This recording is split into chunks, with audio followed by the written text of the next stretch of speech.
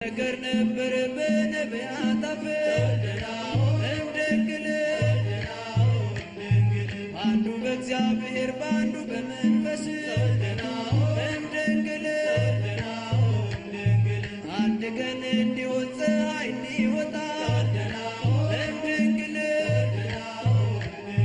የናፈቅነው ንጉሥ ሥጋ ለብሶ መጣ እምድንግል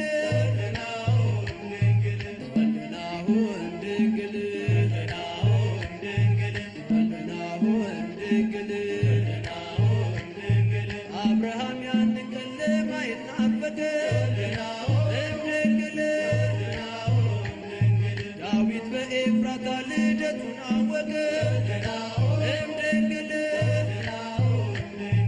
ኢሳያስ ከድንግል ሲወለድ አየና